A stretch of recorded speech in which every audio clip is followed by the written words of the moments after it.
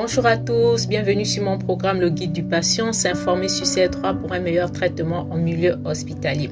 Je suis Livia Darendumba et aujourd'hui nous allons parler de l'incident de la négligence médicale qui s'est faite sur notre compatriote Carole Obam qui a perdu la vie après avoir donné naissance à l'hôpital général, donc le CHUL.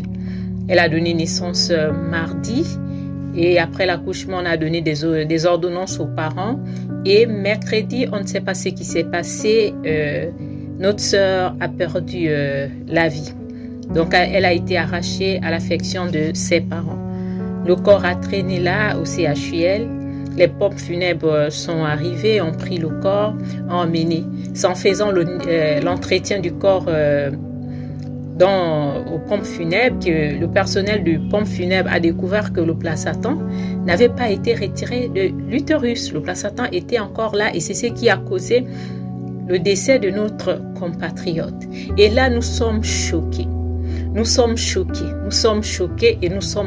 parce que c'est inadmissible qu'en 2025, les femmes puissent mourir encore en couche et de cette manière-là.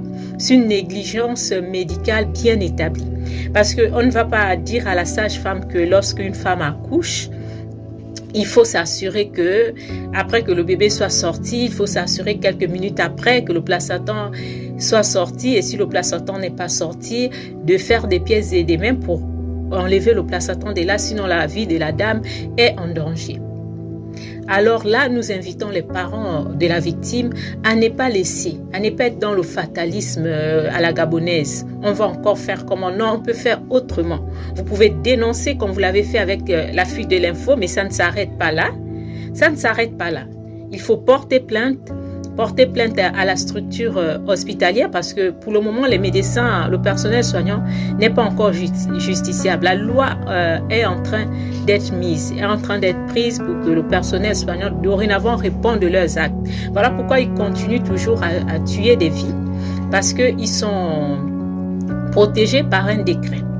Donc, il n'y a que l'hôpital qu'on peut poursuivre et l'hôpital poursuivre la structure CHUL, c'est poursuivre l'État, comme je l'ai fait dans le cas de mon fils.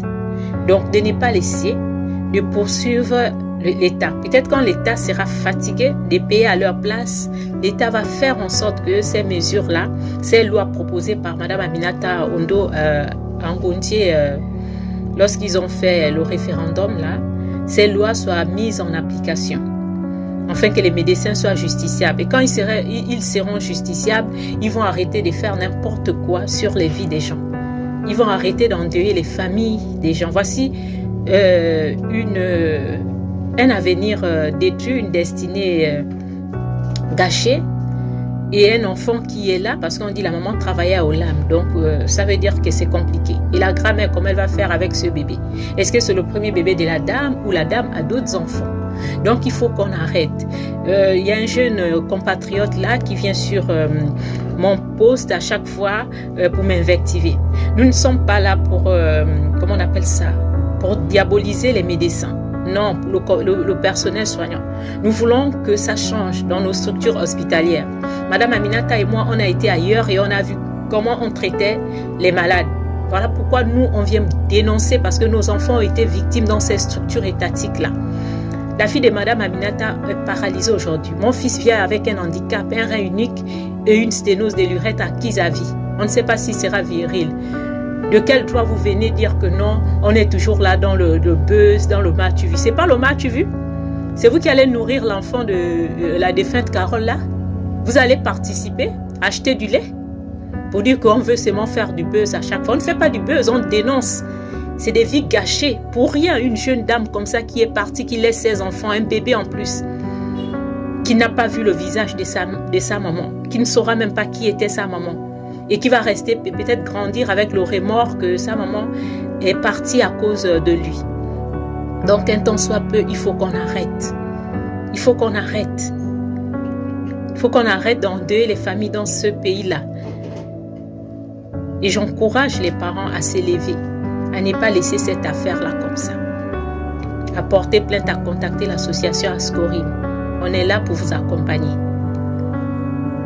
Je vous remercie, je vous dis merci. S'il y a des gens qui connaissent la famille parce qu'ils n'ont pas laissé de numéro à l'affût de l'info, je n'ai pas vu, de demander à la famille de contacter Ascorim. Je vous demande de partager afin qu'un plus grand nombre soit informé. Merci, à bientôt.